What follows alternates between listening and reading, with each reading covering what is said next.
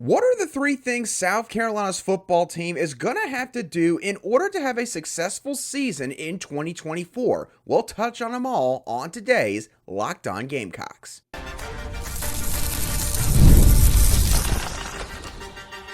You are Locked On Gamecocks, your daily podcast on the South Carolina Gamecocks, part of the Locked On Podcast Network, your team every day. Hello, Gamecock Nation, and welcome back to the Locked On Gamecocks podcast. I'm Andrew Lyon, the host of this podcast, and I thank y'all so much for making the Locked On Gamecocks podcast your first listen or watch for your team here today. We are free and available both on YouTube and wherever you get your audio podcasts daily. Today's episode is brought to you by Game Time. Download the Game Time app, create an account, and use code LOCKEDONCollege for $20 off your first purchase. Terms do apply. Hope that y'all have had a good week up until this point. We're going to dive into some football talk on today's Locked On Gamecocks. And more specifically, we're going to address the following question. What are the three things that must happen for Shane Beamer and South Carolina's football team to have success in 2024? We're not going to focus so much on the success part because I think every Gamecock fan would pretty much agree that South Carolina making it back to a bowl game in 2024, considering the schedule that they have to play, would easily be termed a success.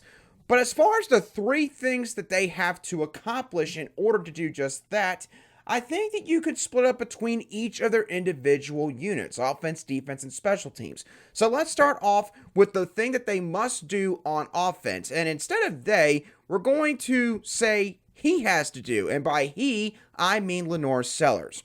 LaNorris Sellers is going to have to be that guy for South Carolina from the jump. And there are multiple things that you can point to that back up this argument, that back up the notion that LaNorris Sellers is going to have to be an impactful player for this team from the get-go. The first thing I want to point out here is this.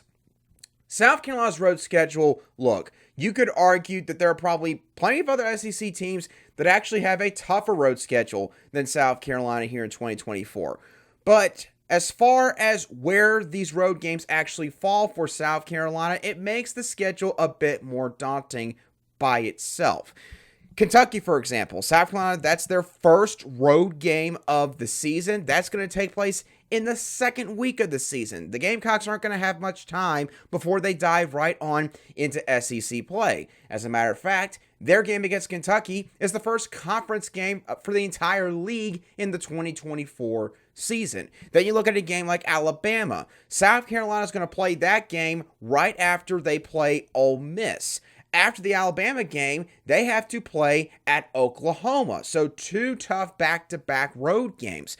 Then they got to play Vanderbilt later in the season. And it's not the fact that they're playing Vanderbilt, trust me on that. But the thing that's tricky about this road game at Vanderbilt is, one, the home environment, well, quite frankly, it's non-existent for Vanderbilt. It's extremely dull, and it can kind of cause you to sleepwalk a little bit into that matchup if you're not careful. On top of that, that game is sandwiched between games against Texas A&M and Missouri at home. So it could be a bit of a trap game for South Carolina just based on the schedule dynamic there.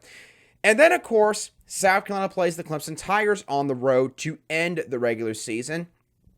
And sure, they play Wofford before they play that game, so it's not like the game itself is daunting because of the schedule dynamic, but it is the Palmetto Bowl. So the road schedule, and with where most of these games are slotted, that is going to make it a lot more imperative that LaNorris Sellers, he can't take like 5, 6, 7 weeks into this season to figure things out. No, he has got to be the guy that this program thinks he can be from the very beginning.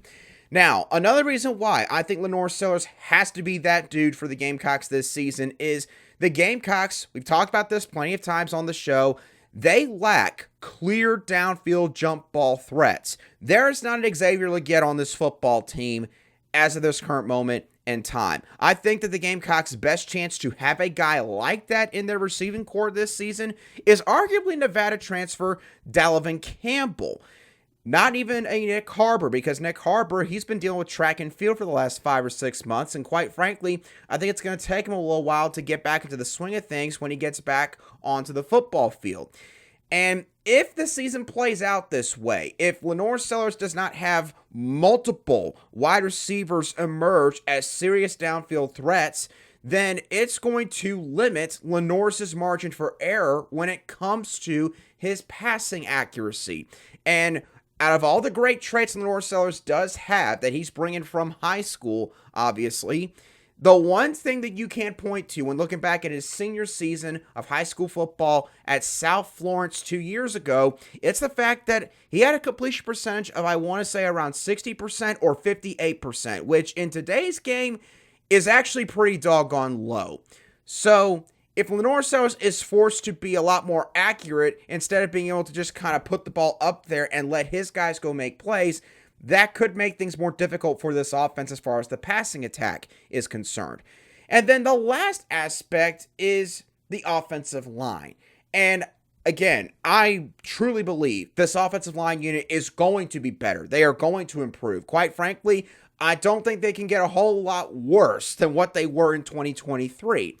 I still, however, do believe that if they face a defensive front where they have a very physical interior, or maybe they've got really good to elite pass rushers on the edge, this offensive line is still going to have some games where you're almost going to want to shield your eyes a couple of times. So LaNorris Sellers, he's going to have some games this year where he's going to have to make something out of nothing with his legs, with his athleticism and the size that he possesses. So, due to all of those factors, the schedule dynamic regarding South Carolina's road games, the lack of clear downfield threats in the wide receiving core, and also an offensive line that's going to be improved, but probably not like a top half unit in the SEC in 2024, LaNorris Sellers, he is going to have to step up to the plate immediately for South Carolina. They cannot afford to have him go through a very steep learning curve. And hopefully, because he's been in the program for a year, it's his second year in dialogue and system, getting to know his terminology, how he likes to call his plays, it's not going to be a massive issue from the beginning for LaNorris Sellers. Shane Beamer and the Gamecock fans all over the place are going to be hoping that's the case when the season kicks off later this August. But obviously, you cannot just look at the offensive side of the ball. If the Gamecocks want to make it back to a bowl game, they're also going to need their defense to improve in one main key area, and that is big plays. I'll talk about those big plays and which specific guys really need to step up for that side of the ball in just a few moments right here on Locked On Gamecocks. Today's show is brought to you by Game Time. Game Time makes getting NBA Finals tickets even faster and easier. Prices on the Game Time app actually go down the closer it gets to tip-off. With killer last-minute deals, all-in prices, views from your seat, and their lowest price guarantee, Game Time takes the guesswork out of buying NBA tickets. The Dallas Mavericks are going to be hosting the Boston Celtics for the next 2 games. That's games 3 and 4 of the NBA Finals. And while Game 3 quite literally is taking place tonight, you could still get some pretty cheap tickets for Game 4. Tickets as cheap as $670, which is not bad for obviously the kind of series that is playing out right now in the NBA Finals. Take the guesswork out of buying NBA Finals tickets with Game Time. Download the Game Time app, create an account, and use code LOCKEDONCollege for $20 off your first purchase. Terms apply. Again, create an account and redeem code LOCKEDONCOLLEGE for $20 off your first purchase. Download the Game Time app today. Last minute tickets, lowest price, guaranteed. Welcome back to this Wednesday edition of the Locked On Gamecocks podcast, where we cover your South Carolina Gamecocks every single day. And as always, a big thank you to each and every one of you everydayers who make the Locked On Gamecocks podcast your first choice for South Carolina Gamecock sports coverage. South Carolina's defense, they did not have a great season in 2023. As a matter of fact, if it wasn't for the defense switching to mainly a 3-3-5 scheme for the last 3 to 4 weeks of the season, Clayton White, quite frankly, the defensive coordinator for South Carolina, he might not have stuck around, but the Gamecocks rallied late in the season, had some of their best games of the year against Vanderbilt, Kentucky, and their arch rivals in the Clemson Tigers to end this past fall. And so Clayton White is back, and the defense is looking to show fans that they are not going to have the same kind of performance that they had this past year. So what is it that they really need to improve upon? Well, I think that the defense needs to focus on making big plays once again. And when I'm talking about big plays, there's three different areas that I'm discussing here. The first one is turnovers forced. If you listen to Shane Beamer's press conferences, probably about every 2 or 3 press conferences, you'll hear him mention something about the defense forcing turnovers, getting takeaways, and giving the offense extra possessions. It's a part of the Beamer ball identity going all the way back to when his father, Frank Beamer, was running that kind of philosophy at Virginia Tech. And I've said this on the show before. I can admire Shane Beamer really making this a point of emphasis for his defense. And clearly, when you win the turnover battle in any football game, it gives you a better chance to win. But what I will say is this. I think that if you're a defense that plays clean, fundamentally sound football, the turnovers are going to come. And honestly, South Carolina was not terrible in this area in 2023. They forced 17 turnovers as a unit, which was tied for 69th nationally and 9th in the SEC. So basically right in the middle of the pack when looking at the FBS level and a little bit below average in the SEC. So Shane Beamer and Clayton White, sure, they probably like to see that number go up a little bit more, and if it does, it will lead to more success for this team in 2024. Now, the next number I want to look at revolves around sacks, and this is where things get ugly when it comes to big play stats for the Gamecocks, because South Carolina this past season averaged 1.75 sacks per game. That was tied for 101st nationally. Only like 32 teams were worse than the Gamecocks in this category. And South Carolina was tied for the worst mark in the SEC in that respective category.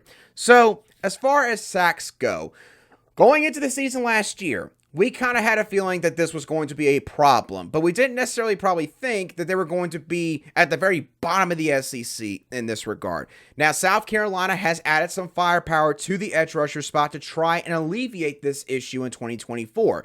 Bringing in a guy like transfer Kyle Kennard from Georgia Tech, signing a 5-star in Dylan Stewart, and also bringing back an old friend of ours in Gilbert Edmond from Florida State. Kyle Kennard is going to have to be a savvy, reliable veteran in this group and lead the charge in that position room. Dylan Stewart, he's going to have to hit the ground running from day one. Again, much like LaNorris Sellers, they cannot afford to have Dylan Stewart basically trying to get his feet wet for like the first 2/3, 3/4 of this season. They're going to need him to really figure things out fast and in a hurry so that he can make an impact on this defense. And then Gilbert Edmond, look, you know the system pretty much, besides the fact they're running a 3-3-5 formation now in this system. You know what Clayton White looks for, Gilbert Edmond, so it should not take you very long to get reacclimated and readjusted to South Carolina's defensive scheme. And behind those three guys, they need other guys to improve. They need Jatias Gear to stay healthy, for example. Desmond Mayo-Zulu needs to take a step forward. And then you also look at a guy like Elijah Davis. Even though he probably more so fits maybe being an interior defensive lineman, he played at the edge a lot last year. So if he's going to stay there, you need him to take a step forward as well. And that leads me into the final big play stat for the defense that they need to improve upon, and that is tackles for loss. Much like sacks, this unit did not do a great job in this area last season. They averaged 4.5 tackles for loss per game. That was tied for 113th nationally, basically like the 20th worst mark in college football, and ranked dead last in the SEC. Yes, even Vanderbilt's defense, as gosh awful as that unit has been for several years under Clark Lee, they averaged more tackles for loss per game than South Carolina. Not by much, But still, never a good sign when Vanderbilt ranks ahead of you in something on the defensive side of the ball.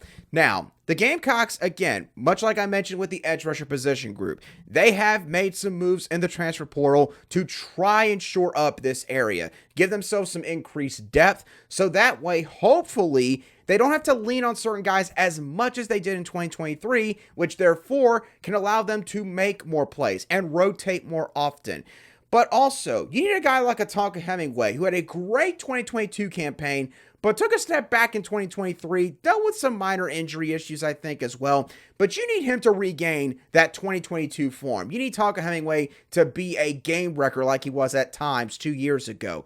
TJ Sanders, again, kind of like Tonka Hemingway, 2023, that was his year. He showed a lot of flashes, was the best defensive lineman on this team last year, but he also dealt with some injury issues. So TJ Sanders, so let's stay healthy, for one, and two, you're projected by some people to be a potential day 1, day 2 draft pick in 2025. Go out there and show it week in and week out. And then at linebacker, Charlotte transfer Demetrius Knight. You're paired up now with Debo Williams, a veteran for this group. Y'all need to be one of the best linebacker duos in the entire league this upcoming fall. If all those things happen, and the edge defenders, of course, do their part when it comes to outside run defense, then this group will get a lot better in tackles for loss. I truly do believe that. And if that does happen, then therefore, this football team will definitely see more success in 2024. But we all know that with Shane Beamer, the Beamer name as a whole, the main thing that's tied to him and his family is special teams. And South Carolina does have a massive question mark when it comes to their special teams that they're going to have to answer this upcoming fall. One that could literally decide whether or not they win or lose certain close ball games. We'll talk about that question mark in a couple moments right here on Locked On Gamecocks.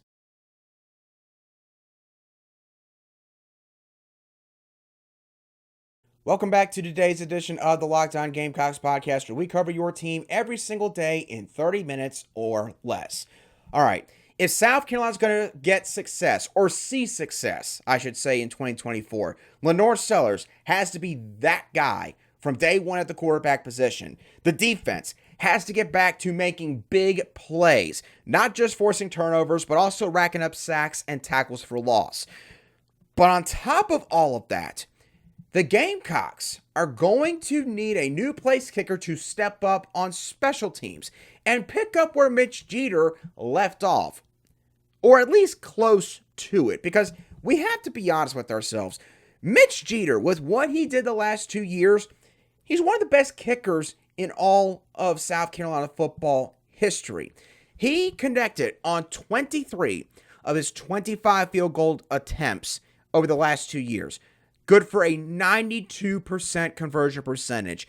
You're not going to find many kickers out there in college football who are going to be that accurate and also possess the leg from a strength standpoint that Mitch Jeter possessed, where he could literally make like a 56, 58 yarder on certain days depending on how the weather conditions were. You're not going to find that often. But South Carolina's going to have to find a replacement this offseason. They've already had a competition going on at this spot. Guys like Alex Herrera, Mason Love, Peyton Argent, and even maybe a Daniel Lester have all thrown their hat in the ring for this position. Alex Herrera might kind of be the slight favorite right now just because of the fact that he has been a part of this program for a long time. He has actually, I think, kicked a couple of field goals or attempted a couple of field goals in his college career. And clearly, having some experience, especially at a spot like place kicker, is quite important. In the SEC, especially when you're likely going to have at least a couple games come down to a few special team plays. Mason Love probably is the wild card out of the bunch because he's the young, true freshman, but highly touted coming out of high school. I believe rated a 5-star as a kicker and also a punter, so he could get a look there as well. And again, don't count out Peyton Argent or Daniel Lester. But for the Gamecocks, look, you lose special teams coordinator Pete Lembo, who's now the head coach at the University of Buffalo. You get Joe DeCamillis, who was a special assistant to Steve Sarkisian over at the University of Texas, and before then was a 3-decade-long veteran at the NFL level. So for South Carolina, special teams will play a huge role and how this upcoming season unfolds. But the one question that they really got to answer, listen, they don't need to have all the trick plays in the world that Pete Limbo ran. It's great for television. It's great for highlight clips to post on social media. But does it lead to wins? They can, but I think as of right now, South Carolina, they would much rather have a consistent field goal kicker than a binder of trick plays to throw out there every Saturday. So if one of these guys steps up and is serviceable, not going to say he has to be elite like a Mitch Jeter was the last 2 years, but if you could say, I don't know, make 75, 80% of your field goals this upcoming fall, I think that's a successful season for whoever is the place kicker for South Carolina. So on top of LaNorris Sellers being that guy, and the defense making big plays once again as far as tackles for loss, sacks, and forcing turnovers, getting takeaways, you need somebody to step up at the place kicker spot. If all three of these things happen, I have no doubt South Carolina will at least win 6 games. And who knows, they could maybe even win 7 games if all these things do indeed take place. But the margin for error is slim for South Carolina, not just because of some of the new guys that are going to be trotting out there at key positions, but also because it is now a 16-team league in the SEC. Texas and Oklahoma joining, and now you got to deal with the SEC West, or I should say the old SEC West teams, a lot more often than you used to have to. So it's going to be interesting to see how all this plays out this upcoming fall with South Carolina's football team. With that being said, that's going to do it for today's edition of the Locked On Gamecocks podcast. Hope that y'all thoroughly enjoyed today's show. As always, what do you think South Carolina's football team has to do in order to see success on the football field in 2024? Let me know your thoughts down below in the comments section if you watch today's show on YouTube, or you can shoot me a direct message on X at @A_line_SC if you listen to today's show on an audio podcast app. As always, thank y'all so much for tuning in. Have a great rest of your Wednesday, and I'll be sure to catch y'all on the next show of the Locked On Gamecocks podcast.